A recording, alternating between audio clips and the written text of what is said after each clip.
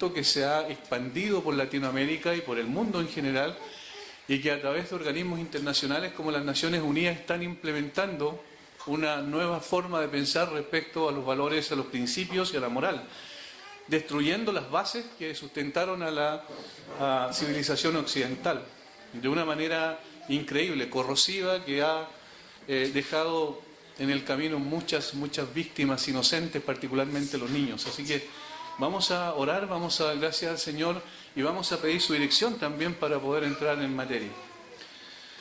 Padre, alabamos tu nombre, te damos gracias a ti, Señor. Tú eres el Señor de toda la tierra, no solo de tu iglesia. Y por tanto también entendemos que todo este proceso, Señor, es parte de lo que tú has establecido.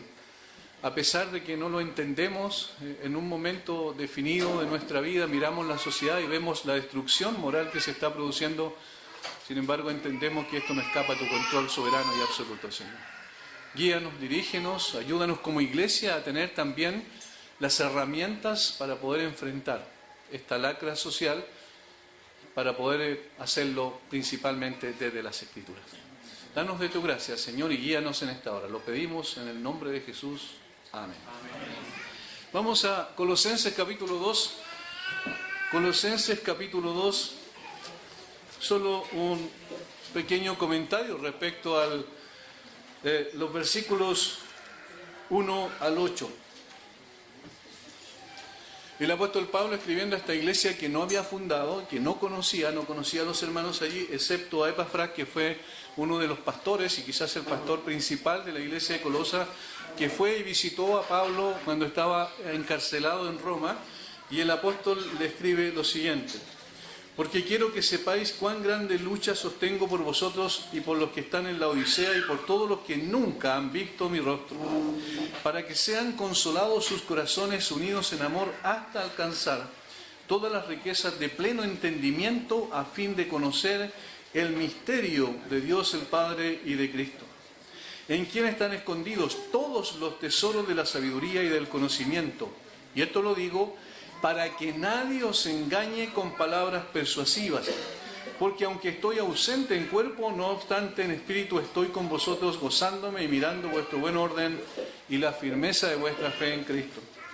Por tanto, de la manera que habéis recibido al Señor Jesucristo, andad en Él, arraigados y sobreedificados en Él y confirmados en la fe, así como habéis sido enseñados, abundando en acciones de gracias.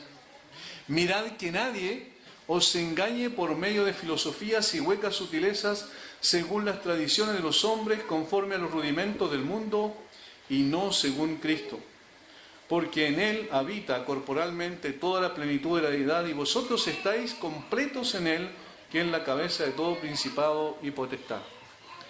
El contexto en el cual el apóstol Pablo escribe y el propósito que tiene también es hacer una apología, una defensa de la fe, de lo que es el Evangelio del Señor Jesucristo y la suficiencia del Evangelio del Señor Jesucristo, refutando una herejía que estaba en ciernes, es decir, solamente en semilla en ese momento, que era el gnosticismo, y que posteriormente en el siglo II, a principios del siglo II, se desarrolló en forma mucho más completa y produjo tremendos daños a la iglesia de Cristo. Por tanto, Pablo, cuando habla aquí, está refutando una herejía compleja que se estaba produciendo.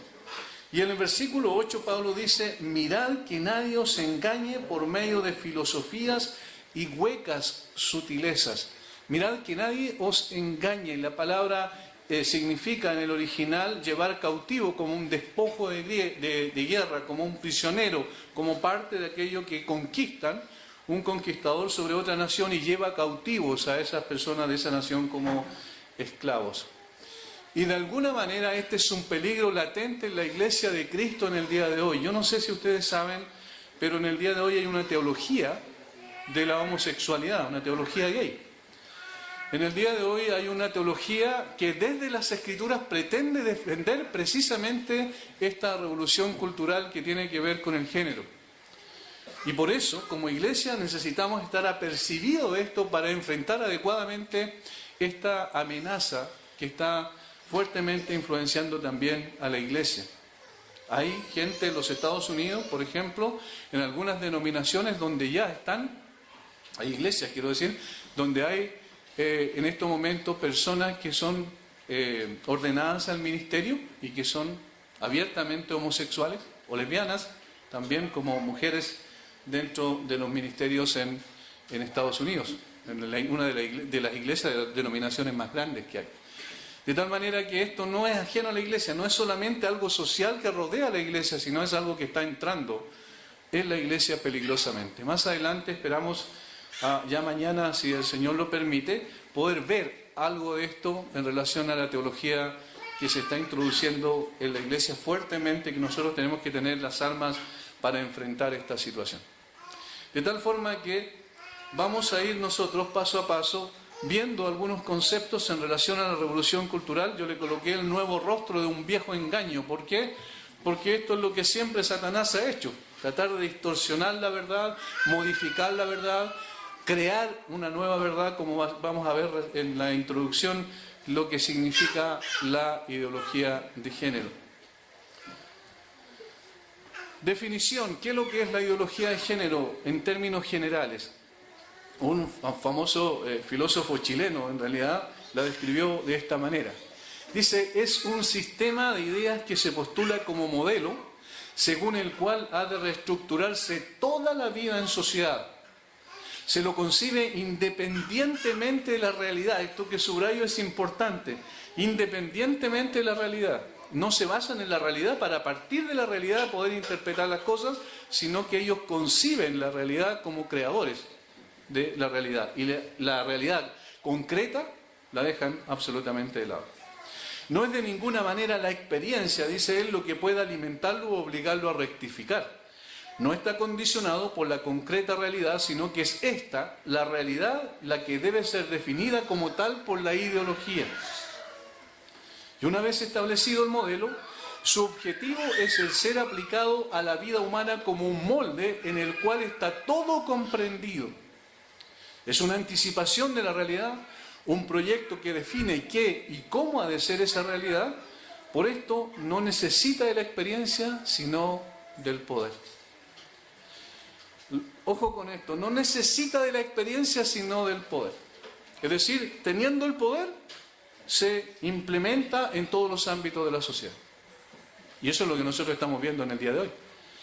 La conferencia yo la di el 2014 en la iglesia en Villarrica, y la verdad es que todavía ni siquiera se mencionaba el concepto de ideología de género, porque todavía en Chile parecía que estaba muy lejano. Pero ya en Europa era bastante fuerte, y en España particularmente fue como una especie de laboratorio donde se implementó para que de España se implementara toda Latinoamérica, considerando el nexo lingüístico que hay, ¿cierto? Y el nexo cultural igual que hay entre España y Latinoamérica. Por tanto, esta ideología podemos definirla según esta definición que acabamos de dar, de 3 o de 4 formas, enfatizando los puntos centrales de esta definición. Primero, es dogmática. No demuestra, ni prueba, ni siquiera intenta probar su postulado. Porque cuando ustedes ven un debate, o un cierto debate, porque en realidad hoy día nos invitan a la otra postura, ¿cierto? No han visto nunca ustedes a un pastor o a alguien que esté del lado contrario de la ideología, porque los medios de comunicación están presos de la ideología, de tal manera que no se ve un debate de ideas. Más aún, el debate de ideas termina cuando ellos dicen, tú no puedes decir, tú no le puedes decir a un chico que se siente atrapado en un cuerpo de mujer que en realidad no es un hombre, siendo una mujer. No le puedes decir a una chica eso, ¿cierto? Porque en realidad estás hiriendo sus sentimientos y se acabó el debate. ¿Entiendes? Porque no trata de probar a través de argumentos, de evidencia su postulado. No es como la filosofía, que la filosofía tiene la característica de buscar la verdad. Sin embargo, aunque nunca llega, ¿cierto?, a la verdad absoluta, como ocurrió con Platón, con Aristóteles, los grandes filósofos de la época de oro de Grecia, no es como eso, sino que lo que hacen ellos es decir, esto es, punto, se acabó, no hay nada más que discutir. Yo tuve la oportunidad de conversar con un senador en una ocasión, y yo le dije, mire, esto es absolutamente irracional, esto choca con la realidad que nosotros tenemos por delante, choca con la genética, con la biología, con la endocrinología, con todo este tipo de materias que son científicas y son objetivas. Y me dice, pero ¿y qué podemos hacer con esa gente? Hay que ayudarla. ¿Entiendes? O sea, echemos a un lado toda la realidad. Lo importante es que hay que respetarlos a ellos, y respetarlos para ellos no significa solamente decir, bueno, cada uno, si son adultos, pueden hacer lo que quieran, ¿verdad? Sino que respetarlo es firmar abajo y decir, yo estoy de acuerdo contigo y está bien lo que estás haciendo. Esa es la nueva tolerancia. Pero evidentemente eso no puede ser así. Nosotros entendemos que hay un parámetro de moral objetiva, pero esa objetividad ha quedado completamente de lado, volviéndose totalmente subjetiva. Cada uno define lo que es bueno y lo que es malo. Por tanto, es dogmática. Segundo, es totalitaria, porque se impone con absolutismo y no admite oposición. Es decir, es absoluta y se impone. Lo que pasa con las leyes en el Congreso Nacional, que en el día de hoy van, ¿verdad?, en un carro acelerado y no hay esas discusiones que dicen que en realidad no tienen ninguna importancia. Llevan a personas, incluso a expertos, cuando ocurrió con el aborto en 3 causales, llevaron a expertos, a genetistas, que ellos pidieron la oportunidad de poder participar, y ellos daban una exposición científica, objetiva de las cosas, y el resto, los senadores, ¿verdad?, y diputados, lo dejaban de lado porque no importaba eso. Lo importante es que esto se debe imponer a toda la sociedad, porque así es la ideología. Ese es el carácter totalitario que tiene. De tal manera que la democracia se transforma en totalitarismo, pero a los ojos de todos sigue siendo democracia. Y eso es lamentablemente lo que está ocurriendo en nuestro país, y no solo en nuestro país, sino en el mundo. En tercer lugar, es reduccionista. Y esto lo vamos a explicar más bien adelante. ¿Qué es lo que significa? Que reduce toda interpretación a la ideología. Quizás aquí hay personas que me van a entender, otros, los más jóvenes, probablemente no. Pero antes habían carretas tiradas por caballos. Y los caballos que tiraban las carretas tenían una particularidad. Le colocaban algo aquí, ¿cierto?, para que no pudiesen distraerse de su camino. Y esto es lo que significa que es reduccionista. Es decir, que la ideología mira las cosas desde la perspectiva de la ideología e interpreta todo desde la perspectiva de la ideología. Reduce todo pensamiento, reduce la salud, la educación a la ideología. En cuarto lugar, es creadora, como podríamos verlo, ¿cierto?, con el concepto que tenían los gnósticos, que es demiúrgica. Ellos le decían demiurgo al Dios del Antiguo Testamento porque era el que había creado las cosas materiales, y era un Dios malo para ellos porque la materia era malo y el espíritu era bueno, en ese dualismo que tenían de pensamiento en su filosofía. Es creadora, porque se concibe a sí misma como creadora de la realidad. No parte de la realidad, sino que crea su propia realidad. Entonces, estos cuatro conceptos son importantes que lo entendamos al iniciar la exposición. El educador brasileño Paulo Freire, que vivió entre los años 1921 y 1997, dice: la ideología tiene que ver directamente con el encubrimiento de la verdad, ojo con eso, el encubrimiento de la verdad de los hechos, con el uso del lenguaje para ofuscar u opacar la realidad. ¿Y saben lo que hace la ideología de género? Exactamente eso. Ha creado palabras que no existían. Hasta 1972 la palabra homofobia no existía. Ellos la crearon.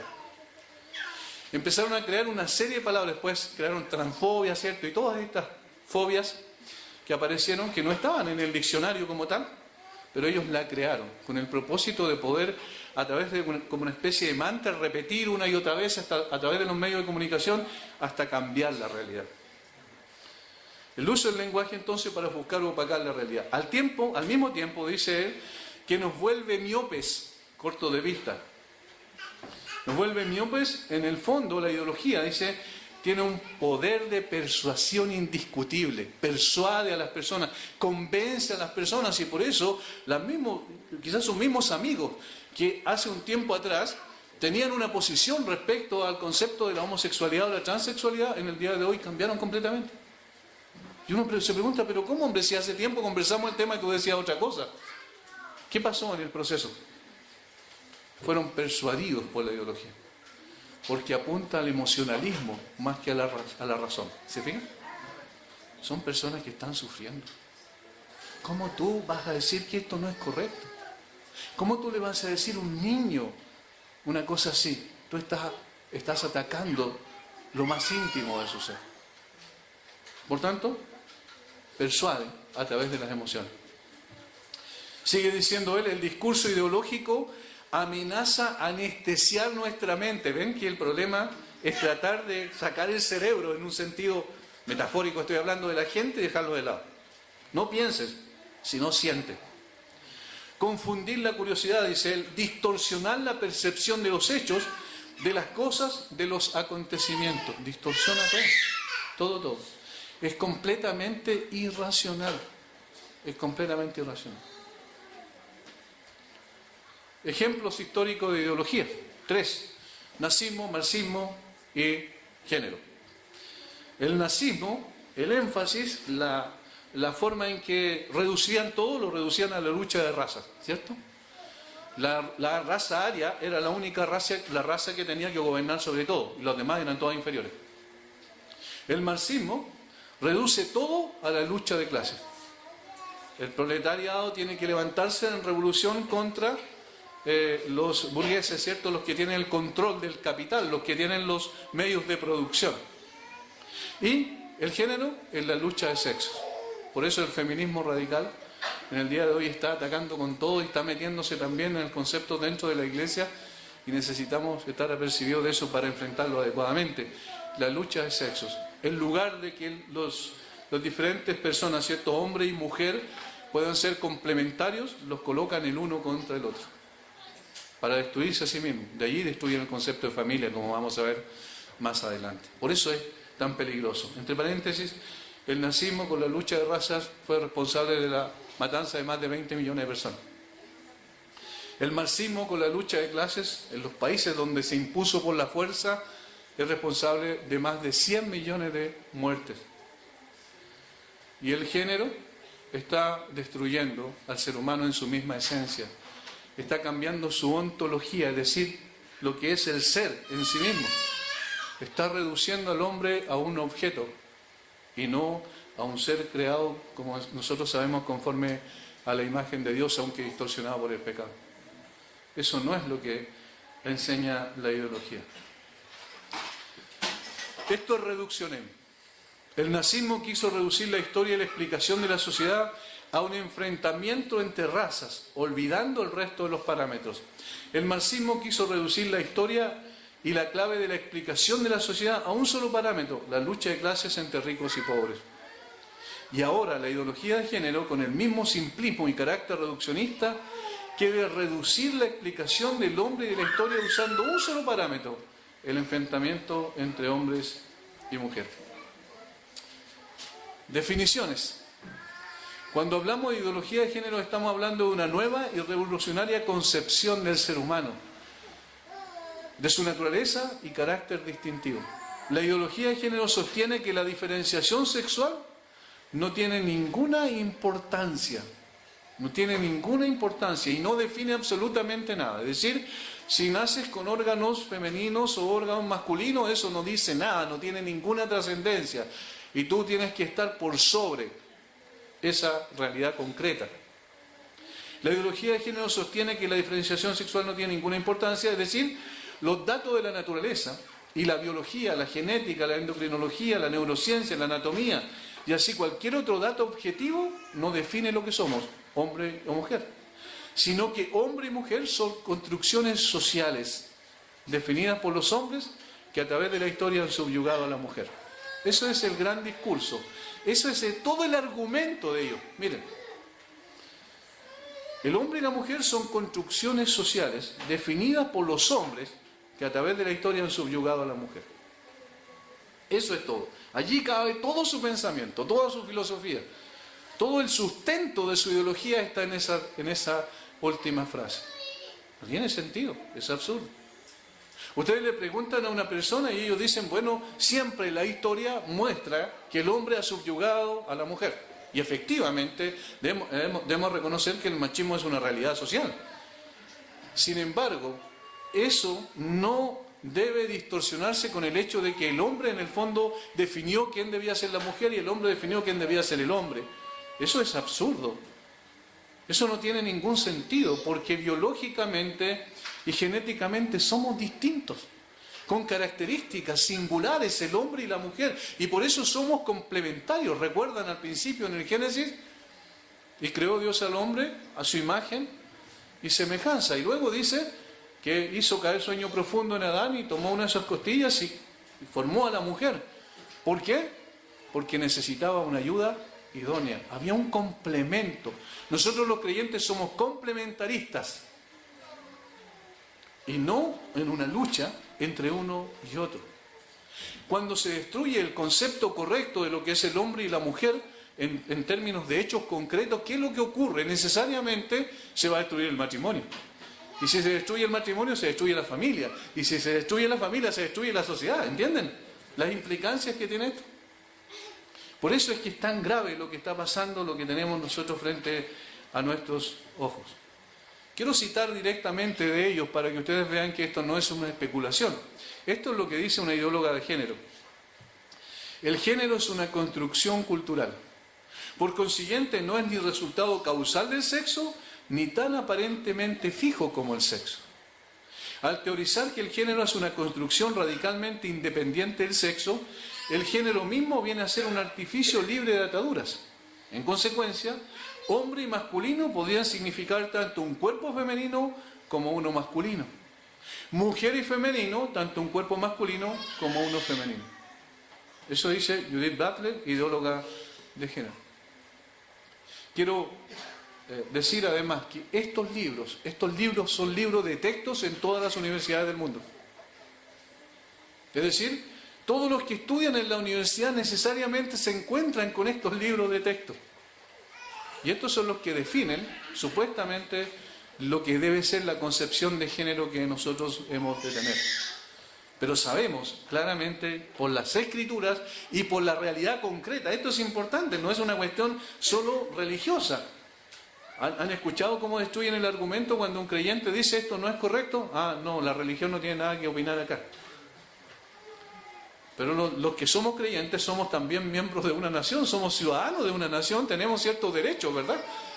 Y tenemos el derecho de poder interpretar la realidad en función de nuestro concepto, nuestra cosmovisión cristiana. Pero ellos destruyen inmediatamente eso diciendo, no se trata de esto, se trata de que tú tienes que tener argumentos que no tengan que ver con la religión. Bueno, el argumento, la realidad concreta, es muy fuerte, sin embargo también lo dejan de lado. Ejemplo, ¿por qué había que aprobar la ley o el proyecto de ley en ese entonces, que ahora es ley lamentablemente, del aborto en 3 causales? Porque por la malformación del feto, ¿cierto? Por violación y por peligro de muerte de la madre. ¿Saben ustedes que Chile era el segundo país en América que tenía menos mortalidad materna? El segundo país después de Canadá. Canadá y estaba Chile. Sin ley de aborto. Y ellos decían, el aborto se produce, o sea, la muerte de las madres se produce por aborto clandestino. Mentira. Era totalmente falso. Totalmente falso. Y cuando fueron aquellas personas que trabajaban, ginecólogos famosos que estuvieron en España incluso, o en otros países especializándose, iban al Congreso y decían, esto no es correcto. El género entró al Congreso hace 5 años, en mayo de ese año, y luego en agosto de ese mismo año finalmente se aprobó la idea de legislar al respecto. Y pasó todo este proceso hasta que finalmente también hace cuánto tiempo, semanas quizás, ya es una ley, no solo un proyecto, ya es una ley. Por tanto, cuando hablamos de esto, yo le dije una vez a alguien, no se trata de argumentar, porque si el argumento es evidente, pero lo echan por tierra, porque la ideología está sobre el argumento. Y los que están en el Congreso piensan ideológicamente y no racionalmente. En este sentido, fíjense, se expresa también, además de Judith Butler, esta mujer que en el fondo es el ícono del ideólogo de género. se llamaba Simone de Beauvoir, y era amante de Jean-Paul Sartre. ¿Quién era Jean-Paul Sartre? El padre del existencialismo, uno de los precursores del existencialismo. Ellos tuvieron una relación libre entre ellos, es decir, eran amantes, pero Simone de Beauvoir podía tener los hombres que quisiera, o mujeres también, en relaciones lésbicas, y al mismo tiempo Jean-Paul Sartre podía hacer exactamente lo mismo. Eso es lo que ellos proponían y propugnaban. Y ella escribió un libro que viene siendo como, comillas, la Biblia de la ideología de género. Y se llamó El segundo sexo. Y el segundo sexo, porque decía el segundo sexo era la mujer. Y entonces la mujer era dejada en un segundo plano por el hombre. Y allí plasma su pensamiento feminista radical, que es la base del movimiento de la ideología de género. Y ella dice una frase que ha quedado como el eslogan principal en el concepto de lo que es la ideología de género. No se nace mujer, te hacen mujer. ¿Notan? No se nace mujer, te hacen mujer. Eso lo escribió en 1949. Y ella dice, hay que rechazar la sexualidad como naturaleza. Hay que superar esa institucionalización del amor que vincula a la mujer con el sexo, la maternidad y el hogar. Fíjense a dónde va. Es menester que haya parejas libres, madres libres, libertad económica para la mujer, libertad absoluta, es lo que propugnaba ella. Ella también dijo una frase que tiene que ver con el aborto. Ella dijo, el feto es el apéndice de la mujer y un parásito que la explota. Eso fue lo que dijo. ¿Entienden por qué es tan fácil para ellos legislar sobre lo que siguen, ¿cierto? Esta mujer, legislar sobre el aborto? Si es un parásito, es un apéndice, hay que cortarlo y echarlo fuera. No tiene ninguna importancia. Y por eso es que le dicen montón de células al embrión que está desarrollándose para ser un ser humano. Esta mujer, ¿alguien ha visto Los Simpsons? ¿Sí? Yo creo, ¿cierto?, la mayoría. Una de las personajes que más admira Lisa Simpson es a Simone de Beauvoir. ¿Creen que eso es casualidad? Allí también estaban metiendo la ideología al pensamiento de esta señora. El pensamiento de Simone de Beauvoir resumido. La historia debe interpretarse, dice, siempre en función de los intereses de los varones en mantener pasiva y limitada a la mujer. No existe una naturaleza femenina. Esta es una creación de la historia y de la cultura. Y como la historia y la cultura ha sido gobernada por hombres, entonces es una creación del hombre. La mujer tan solo tiene una dimensión corporal que la condiciona y de la que debe desprenderse para poder llegar a ser como el hombre. ¿Cuál es? La maternidad. ¿Están entendiendo la conexión? Aborto, anticoncepción, todas estas cosas están en esa definición. La mujer debe emanciparse en una doble dirección. De un lado, del dominio de la explotación del varón y por lo tanto de las instituciones que sirven a este fin, tales como el matrimonio y la familia. ¿Se fijan a dónde están apuntando? ¿Cuál es el blanco? De otro lado, la represión sexual, a la que ha estado sometida por la religión y la moral tradicional. ¿Qué hay que cortar entonces de plano? La religión y la moral tradicional. Cambiar los conceptos de moral. Cuando alguien habla de moral absoluta, ellos dicen no existe la moral absoluta, todo es subjetivo. Todo depende de la percepción, la moral de situación, por ejemplo. Depende de la situación, depende de la circunstancia. Ellos definen de esta manera entonces la moral de acuerdo a sus propios preconceptos y sus prejuicios.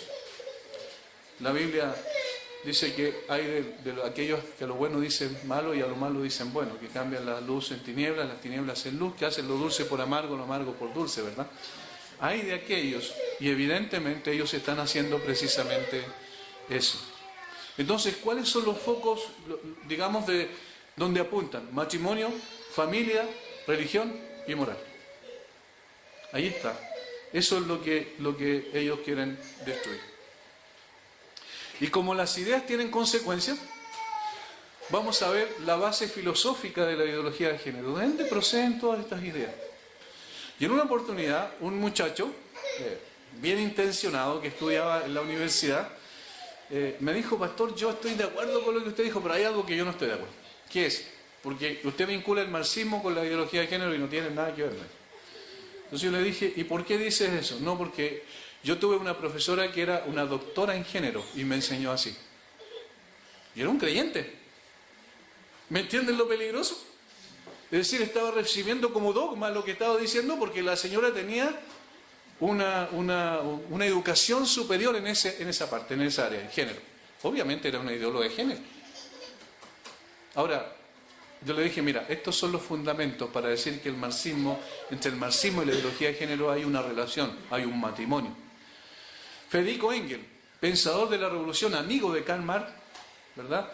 Y que fue uno de los pensadores más importantes en cuanto al marxismo ideológico, al marxismo, digamos, teórico. Él dijo lo siguiente, esto es extraído de su libro El origen de la familia, de la propiedad privada y del Estado, que escribió en 1884. Textual: el primer antagonismo de clase de la historia coincide con el desarrollo del antagonismo entre el hombre y la mujer en el ámbito del matrimonio monógamo y la primera opresión de clase con la del sexo femenino por parte del masculino. Él llevó el pensamiento del marxismo de la lucha de clases a la lucha de sexo. ¿Lo vieron? No solo eso. Él dijo: la abolición del derecho materno fue la gran derrota del sexo femenino. El hombre llevó también el timón en la casa. La mujer fue envilecida, domeñada. Se convirtió en esclava de su placer y en simple instrumento de reproducción. Esta degradada condición de la mujer ha sido gradualmente retocada y disimulada, pero de ningún modo se ha suprimido. Esto lo llevará a sostener posteriormente que la monogamia entra en escena, dice él, bajo la forma de esclavizamiento de un sexo por el otro. Proclamación de un conflicto entre los sexos desconocido hasta ese entonces en la historia. Y luego de citar una frase de autor desconocido, continúa diciendo: la primera división del trabajo es la que se hizo entre el hombre y la mujer para la procreación de hijos. Y él dice: el hombre es en la familia el burgués, la mujer representa en ella al proletario. ¿No es la misma idea? Absolutamente la misma idea. Ahora, yo quiero aclarar, no significa que Federico Engels estaba hablando de la ideología de género, porque esto es un desarrollo posterior, ¿me entienden? Pero aquí hay bases filosóficas que sirvieron para que las personas tomaran eso e implementaran lo que es la ideología de género. Para garantizar la eliminación de las clases sexuales, dice, es necesario que la clase oprimida se rebele y tome el control de la función reproductiva. Por lo que el objetivo final del movimiento feminista debe ser diverso del que tuvo el primer movimiento feminista. Es decir, no exclusivamente la eliminación de los privilegios masculinos, sino de la misma distinción entre sexos. Así, las diferencias genitales entre los seres humanos no tendrían nunca más ninguna importancia. Y esto lo dijo Shulamit Firestone en la dialéctica de los sexos. Miren lo que está diciendo. Las diferencias genitales entre los seres humanos no tendrán nunca más ninguna importancia. Hay un país en Europa, que no recuerdo en estos momentos, donde ya por ley se debe asignar al nacimiento a un niño como X. Es decir, no como hombre ni como mujer, sino como X. Porque en definitiva, él tiene o ella tiene que decidir qué es lo que va a hacer más adelante. Esto es absurdo, no tiene ningún sentido. ¿Y por qué? Porque las diferencias genitales, dicen ellos, no tienen ninguna importancia. Y de esa manera entonces la persona va a decidir qué es lo que va a hacer cuando así lo defina. Ahora hay una cosa importante.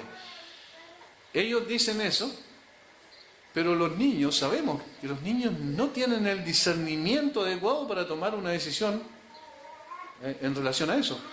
El proyecto de ley de identidad de género, que ahora es una ley, ellos querían que el niño, independiente de la edad, tomara su decisión para ser hombre o mujer. Y finalmente se colocaron algunas trabas hasta que lograron que de 14 años hasta 18 pudiesen recibir el consejo de los padres, pero el consejo de los padres que no es privativo, es decir, que si los padres están en contra de lo que está diciendo el niño, entonces un juez dirime. O le asignan un tutor que no es el padre, supuestamente objetivo, y finalmente el juez define. Entonces no hay ninguna posibilidad. En el fondo el niño, si a los 14 años dice sentirse en un cuerpo no correcto, ¿cierto? Como prisionero en un cuerpo que no es el suyo, entonces puede definir y decidir, en definitiva, su sexo. Esto es algo absolutamente absurdo. El existencialismo, además del pensamiento, ¿cierto?, marxista, del teórico, y aquí tenemos a Jean-Paul Sartre, que vivió entre los años 1905 y 1980. Él dice en uno de sus libros, ¿qué significa aquí que la existencia precede a la esencia? Ese es un postulado básico del existencialismo. ¿Qué significa, en otras palabras, para explicarlo de una forma muy simple? Significa que no hay naturaleza humana, como dice más adelante. Es decir, no nacemos con una cierta naturaleza, sino que la experiencia va a determinar lo que somos. Significa, dice, que el hombre empieza por existir, se encuentra, surge en el mundo y que después se define. El hombre, tal como lo concibe el existencialista, si no es definible es porque empieza por no ser nada. ¿Recuerdan Simone de Beauvoir? La mujer, no existe una naturaleza de mujer, es una construcción cultural. Solo será después, dice, y será tal como se haya hecho, a sí misma, por supuesto. Así pues, no hay naturaleza humana porque no hay Dios para concebirla. Claro, porque Dios define claramente que hay un hombre y una mujer. Entonces, si dejamos a Dios de lado, nosotros definimos qué es lo que es un hombre y una mujer. ¿Y cómo se define? En función de su propia experiencia. Es la persona la que define su naturaleza. Pero según la Biblia, es la naturaleza lo que define a la persona. ¿Entienden la diferencia? Eso es básico. Simone de Beauvoir, otra vez volvemos a ella, 1908-1986. Dice ella, desde los primeros tiempos los hombres consideraron útil mantener a la mujer en un estado de dependencia. Establecieron códigos contra ella, y así la constituyeron como lo otro, lo cual servía a sus intereses económicos, pero también a sus pretensiones ontológicas del ser y morales. Uno no nace, sino que se convierte en una mujer. Si se invoca la naturaleza, se puede decir que toda mujer es homosexual por natura. ¿En base a qué dice eso? A la nada. ¿Me entienden? Es un pensamiento filosófico sin ningún razonamiento lógico. Se puede decir que toda mujer es homosexual por natura. Hace poco una feminista de género dijo que en realidad las relaciones heterosexuales son las que destruyen a las personas. Entonces no se trata de respeto. No se trata de eso. No se trata de decir, mira, yo conozco a una persona que es homosexual y bueno, él puede definir su vida como quiere. Yo encuentro que está mal, pero yo la respeto como persona, ¿verdad? Que así pensamos los creyentes, espero que así sea, porque también no caigamos en un prejuicio, ¿verdad? Pero, sin embargo, no podemos decir, eso es correcto, eso es imposible que lo digamos. ¿Cómo vamos a decir que la homosexualidad es natural? Si fuera la homosexualidad natural, muchos de nosotros no estaríamos aquí. O sea, todos nosotros en realidad, ¿verdad? Porque nacimos por una relación heterosexual. Entonces, no puede ser natural. Otro personaje, Michael Foucault, 1926-1984. Quizás algunas personas que están en la universidad no han escuchado estos nombres. Si el yo, dice, no nos viene dado, ¿ven? Mire, existencialismo, no sé si hacen la conexión. El yo no nos viene dado, no hay naturaleza humana. Si el yo no nos viene dado, llegamos a una consecuencia práctica. Debemos constituirnos a nosotros mismos y entonces el hombre se constituye en Dios. ¿Se ve? Fabricarnos, dice, crearnos como si fuéramos una obra de arte. Nosotros nos creamos a nosotros mismos. O sea, el hombre ocupa el lugar de Dios. Por eso es el nuevo rostro de un viejo engaño. Seréis como Dios. Sin duda, dice él, la homosexualidad no es una forma de deseo, sino algo deseable. Por lo tanto, tenemos que trabajar para convertirnos en homosexuales. ¿Y no es eso lo que está pasando en la sociedad? Miren, yo no estoy seguro, alguien me puede ayudar en este sentido. Si ya el presidente firmó la ley sobre identidad de género, creo que no la ha firmado todavía. ¿Y saben lo que dice la Constitución? Dice que mientras el presidente no la firme no es ley. Pero ya están corriendo por los consultorios y por los hospitales la ley de identidad de género y por los establecimientos educacionales. ¿Cómo puede ser? Hay una violación de la Constitución. Sin embargo, ya es un hecho. ¿Por qué? Bueno, porque quieren convertir a la sociedad, quieren homosexualizar a la sociedad. ¿Y dónde atacan principalmente? A los niños. A los niños. Llegan los niños pequeños a las salas cunas. ¿Y qué es lo que hacen? Las educadoras de párvulos o las auxiliares de educación de párvulos, que vienen ya condicionadas, en el caso de la educadora de párvulos desde la universidad. Y entonces le dicen al niño, por ejemplo, que se coloque algo rosado, porque mira, esto te viene, qué bonito es. Y el niño todavía no tiene discernimiento para nada y encuentra que sí es bonito y después comienza el proceso de homosexualizarlo o hacer el proceso, digamos, de transformarlos en homosexuales. Entonces es fácil. La mayoría de los dictadores mundiales que han tenido tanta preponderancia como Adolf Hitler sabían que los niños era el punto clave para poder transformar una nación. La gente se alegra, dice, esta es una buena medida del presidente o de la presidenta, quien sea que esté, porque esto es transversal, ¿eh? No, aquí estamos hablando de derecha e izquierda, aquí todo exactamente lo mismo. Es progresismo, ¿no? Ahora, la gente se alegra cuando, por ejemplo, el presidente o la presidenta anterior decían, vamos a hacer 500 salas cunas en el país. Y saben, eso es lo más peligroso que puede haber. Porque eso significa que el Estado va a tener en la más tierna infancia a los hijos de la gente para adoctrinarlos. Y le meten estas cosas en la cabeza de tal manera que los niños, no es de extrañar. Algunas personas, algunos creyentes me han dicho, pero pastor, ahora hay muchos más homosexuales, pero obviamente no es de extrañar, que están lavando el cerebro de los niños desde temprana edad. Él dijo también, Michael Foucault, el sexo es una invención artificial del poder, que lo utiliza a su antojo como instrumento de dominación. Las pasiones más irracionales son sabiduría y razón. Allí el hombre está finalmente en armonía con su naturaleza. Todo límite a la pasión de la carne o al egoísmo es una tiranía insoportable. Este hombre, el que acabamos de mencionar, Michael Foucault, murió de SIDA, era homosexual. Y fue uno de los pensadores de lo que se llama el estructuralismo, el postestructuralismo de la escuela de Frankfurt, que fue una escuela alemana, donde allí se fraguó todo lo que vino a ser después la revolución sexual, con lo que ocurrió con Playboy, por ejemplo, con Hugh Hefner, que fue uno de los hombres que utilizó más lo de la pornografía y todo este tipo de cosas, y que inclusive, es interesante, esa revista se cerró. ¿Saben por qué? Porque ya eso no tiene ninguna importancia para la gente.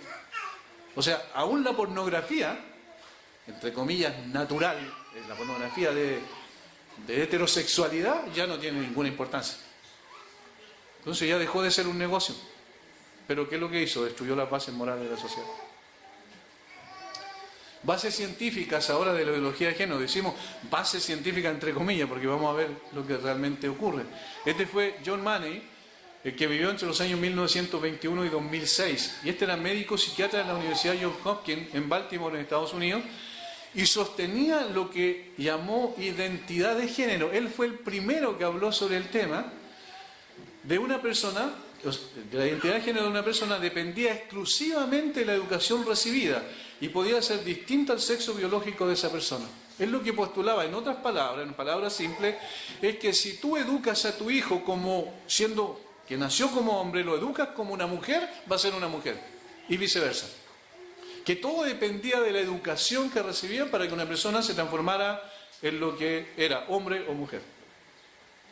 Que, por ejemplo, si le hacías jugar con juguetes, con muñecas a los hombres, por ejemplo, y con camioncitos a los varones, finalmente ellos iban a decidir ser mujer, el caso del varón, y el caso de la mujer iba a decidir ser hombre. Eso es lo que postulaban. Ahora, ¿cómo él pudo poner a prueba su teoría? De una manera terrible. Y ustedes lo pueden encontrar en internet. Hasta el día de hoy está. hay un libro, o sea, un video que se llama, y que están los personajes reales, eso es lo bueno del video. Es un documental, un video documental de el caso de los gemelos Reimer. En una ocasión, estos gemelos nacieron con fimosis, ¿verdad? Donde tenían que hacerle una operación de circuncisión en el pene. Y a uno de ellos se lo hicieron correctamente. Y al otro de ellos no pudieron hacérsela correctamente porque tenían en ese momento un bisturí eléctrico en realidad, y le quemaron el órgano sexual a uno de los chicos. ¿Y qué ocurrió entonces? La mamá desesperada un día estaba viendo la televisión y estaba exponiendo precisamente este señor John Money. Y él, esta persona, esta mamá, llamó después de que terminó el programa y lo atendió justamente este doctor. Y le dijo, tengo este problema. Entonces le dijo, bueno, no hay problema, tráigalo y nosotros lo vamos a tratar. Y al muchacho que había tenido ese accidente en la operación de circuncisión, él les aconsejó que finalmente le cortaran, ¿cierto?, su pene y que lo criaran como una mujer. Que le pusieran vestido, todo lo que tiene que ver con lo que normalmente conocemos como una mujer. Y que después, con el tiempo, esta persona, que nació hombre, iba a ser efectivamente una mujer. De esa manera él tenía justamente el experimento perfecto para demostrar su teoría de que dependía de la educación, simplemente. Pasó el tiempo y en la medida en que creció, lo mandaban con vestido, le dejaron crecer el pelo, todo lo que, incluso esos son las fotos reales de ellos. ¿Y qué pasó con el tiempo? Que este chico iba al colegio, vestido de mujer y todo eso, pero orinaba de pie. Y cuando se enfrascaba en alguna discusión con los chicos, se agarraba a golpes, lo que era propio de un comportamiento masculino. Y en el proceso, este doctor Money, él empezó a registrar todo lo que estaba pasando, pero a su conveniencia. Y cuando llegó a los 14 años, este chico no daba más, estaba desesperado y se quería suicidar. Entonces, la madre se vio la obligación de decir lo que había pasado. Y él dijo, no me lleven nunca más donde el doctor Money, porque yo soy un hombre. ¿Y qué ocurrió? Que él otra vez volvió a ser un hombre como tal. Posteriormente se casó, le hicieron una operación de faloscopía, creo que se llama, no sé, algo así, donde le implantaron un pene, pero obviamente sin capacidad de poder relacionarse sexualmente, pero él se casó con una mujer que tenía 2 hijos, los adoptó como sus hijos, pero nunca pudo superar el trauma que significó el cambio que habían producido, el cambio artificial que intentaron producir en él. Hasta que finalmente un día salió en su camioneta, tomó su escopeta y se disparó. Y se suicidó. Su hermano, cuando supo que no era su hermana, sino que era su hermano, en realidad a los 14 años, también no pudo aguantar lo que pasó, entró a la droga definitivamente y terminó por suicidarse también. Los padres se divorciaron, se destruyó completamente la familia. Y estos chicos, incluso David, el que está con el pelo largo ahí en la foto, este chico mandó cartas al doctor Money muchas veces para decirle que por favor no publicara esos libros que estaba diciendo porque eran falsos. Nunca lo tomaron en cuenta. Y en el video que yo les digo, si alguien lo quiere, después lo puede revisar en internet, se llama Doctor Money y el niño sin pene. Y allí está lo que realmente pasó. Es terrible. Pero, y esto es lo triste, pero este experimento supuestamente demostró que el género era un asunto realmente de educación, nada más que eso. Miren, la mentira cuando sale ya no puede recogerse. Pasó exactamente lo mismo con 2 casos anteriores en Estados Unidos. La controversia en el juicio Scopes entre la creación versus la evolución. ¿Cómo se fueron a juicio? Porque se encontró un colmillo de un cerdo. Después se descubrió que era un cerdo, pero se supone que ese era el labón perdido, que demostraba que el hombre había pasado de un mono, ¿cierto?, a un ser humano. Y entonces la creación versus la evolución fue el juicio Scopes, 1967 creo que fue aproximadamente por ahí.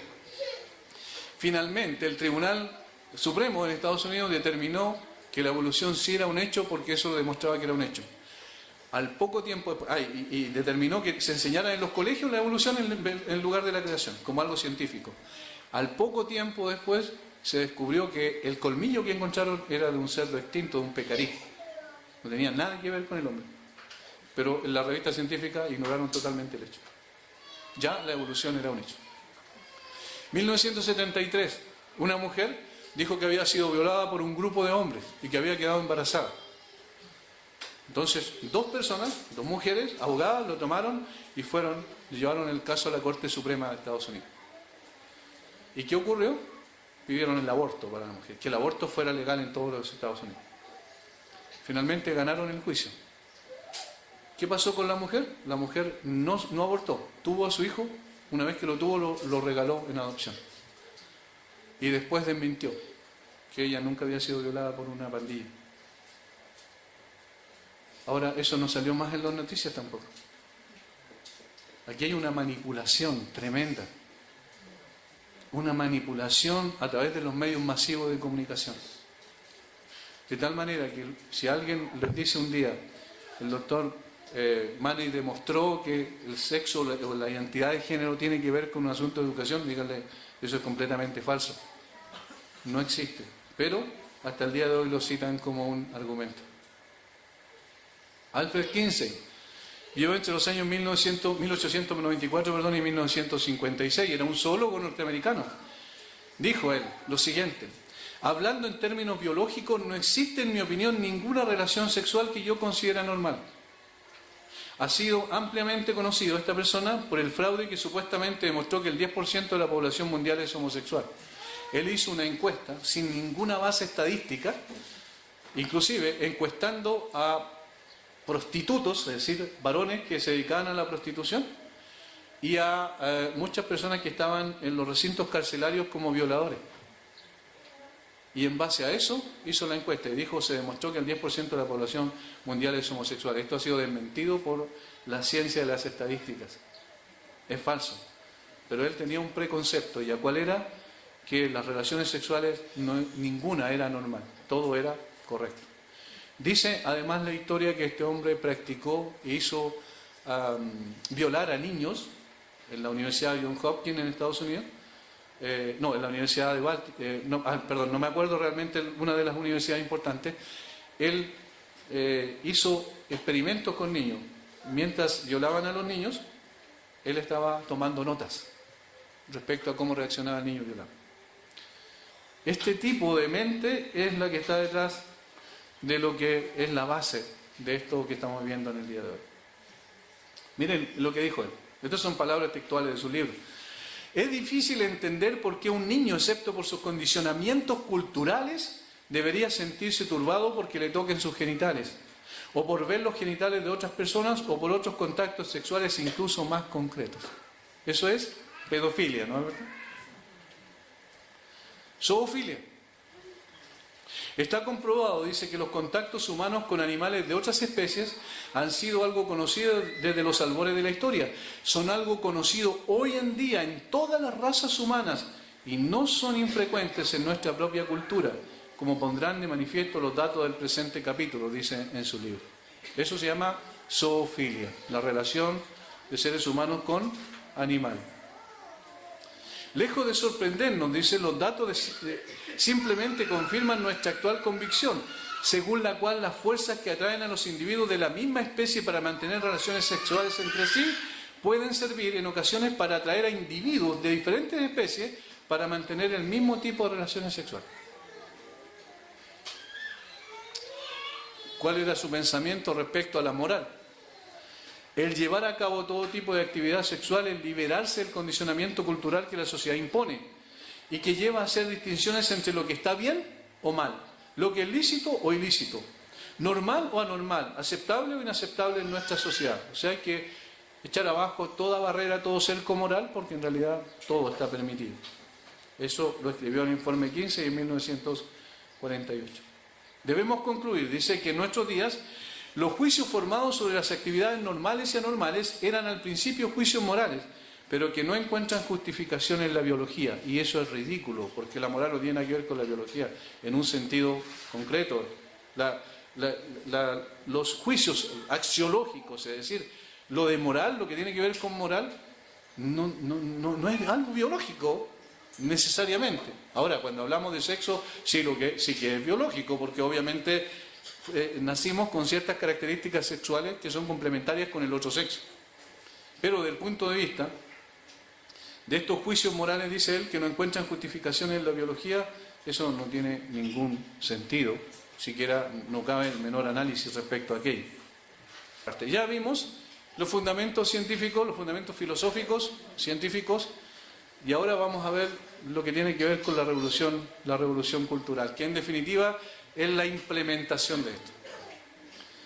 Alguien dijo, Pierre Fouguier-Royas se llamaba este hombre, en el libro Marx, Freud y la Revolución Total de 1972, lo siguiente: la revolución cultural es una revolución de las formas de sentir, de actuar y de pensar, una revolución de las formas de vida colectiva e individual, en suma una revolución de la civilización. ¿Cómo será? Con la revolución sexual, o sea, la abolición de las relaciones actuales entre los sexos, acompañada de una transformación radical de las relaciones entre hijos y padres, jóvenes y adultos, que debe acompañar el curso de la revolución económica, social y política. Es una revolución total, en el fondo. Ahora, es una revolución distinta a la revolución armada, porque es una revolución cultural. ¿Qué significa? Que se cambian, se corre el cerco moral, que se destruye toda base objetiva de moralidad, y lo que se hace en definitiva es poder implementar una nueva moralidad. En palabras de, aquí tengo algo que decía a Friedrich Nietzsche, él menciona, o él tenía en su concepto del hombre, dos modelos de hombre. Él dice, el hombre apolíneo le llamaba primero a uno, y es el hombre racional, ordenado y que se guía según la norma y la ley. Esto era representado por Sócrates, el filósofo griego. Pero también decía, el segundo tipo de hombre es el hombre dionisíaco. Dionisio era el dios del vino y de la orgía, ¿cierto? Dice, el hombre dionisíaco, caracterizado por el goce exacerbado, la orgía que no conoce ningún freno y sobrepasa todos los límites, y que más que razón es voluntad. Este era el superhombre de Nietzsche. El Übermensch le llamaba él en alemán. El superhombre, un nuevo hombre, un nombre distinto. Y recuerden que él fue el que lideró el movimiento Dios ha muerto. Él vivió hasta el año 1900 y fue también uno de los precursores filosóficos de este nuevo hombre que supuestamente tenía que aparecer en la humanidad. Y este es el nuevo hombre que vemos en el día de hoy, lamentablemente. Por tanto, la revolución a la que se refieren en el día de hoy, la revolución de la cual hablan los estamentos políticos y sociales de nuestro país y del mundo, es una revolución de tipo cultural. Se implementa, es como una especie de viento que se mete por todas partes y va cambiando la percepción de lo que es lo normal, lo natural. Herbert Marcuse es de la sociedad, en un libro que se llama La Sociedad Carnívora, en 1969, en la página 45, dijo lo siguiente: estamos hablando no solo de un cambio político, este es Andrés Pascal Allende, ex dirigente del MIR, chileno. Estamos hablando no solo de un cambio político, es también de forma de vida, un cambio civilizatorio. Ese es un cambio más radical y más profundo que el que nunca nosotros nos planteamos antes, dijo. Y Herbert Marcuse, un alemán, dijo, se acabaron la idea tradicional de revolución y la estrategia tradicional de revolución. Lo que debemos emprender es una especie de difusa y dispersa desintegración del sistema. Hay que desintegrar el sistema y crear un nuevo sistema, según nuestro modo de pensar, según nuestro concepto ideológico en el fondo. Y vamos a quedar ahí, solo vamos a anunciarlo, pero aquí está la estrategia. ¿Cómo se produce la revolución cultural? a través de los escritos de este señor que se llamó Antonio Gramsci, que vivió entre 1821 y 1937. Filósofo y político italiano, encarcelado en 1926 y condenado a 20 años de cárcel en el régimen fascista de Benito Mussolini, en Italia. Ese lugar, cuando estaba en la cárcel, en que escribió los llamados cuadernos de la cárcel. No confundir con la epístola de la prisión. Cuadernos de la cárcel y cartas de la cárcel, donde plasma su pensamiento revolucionario, la estrategia para llegar al poder, lo que es la verdadera revolución cultural que estamos enfrentando en el día de hoy. Solo un dato más. Esta persona es el ícono principal del pensamiento, en la que ha fraguado el pensamiento o ha establecido el pensamiento de los grandes líderes sociales de nuestro país, de nuestro Chile actual. Allí están, por ejemplo, Camila Vallejo, Giorgio Jackson, y todas estas personas que en el fondo tienen mucho poder en el día de hoy, tanto político como social. El pensamiento de él es increíblemente, ¿cómo podríamos decir? Es muy inteligente, era muy inteligente este hombre, pero satánicamente inteligente, porque estableció las bases para producir la estrategia de la revolución cultural, que tiene que ver, y por eso estamos juntando diferentes elementos, si ustedes han visto hasta ahora, que tiene que ver precisamente con el sistema de la ideología de género y entre otras cosas, porque es mucho más amplio de lo que uno puede pensar. No se trata de algo solamente sexual, se trata de algo que va más allá del sexo. No sé espero que hayan entendido la exposición, pero yo creo siempre lo siguiente, lo que dice la Biblia, que como el hombre piensa en su corazón, así es él. Es decir, el pensamiento, la filosofía de vida es lo que determina lo que son. Y las ideas tienen consecuencias, de tal manera que la base, de dónde brotan esas ideas, son lo que hay que examinar para tener el argumento adecuado para enfrentar algo tan complejo como esto. Y que, como yo dije al principio, está amenazando no solo la sociedad, sino también la Iglesia. Ahora, más adelante, mañana vamos a ver, probablemente en una conversación también después de la exposición, esperamos tener el tiempo necesario. ¿Qué hemos de hacer como Iglesia? ¿Debemos empezar a elegir nuestros propios candidatos a la presidencia? ¿O debemos luchar desde la frontera que siempre hemos de luchar, que es desde las Escrituras?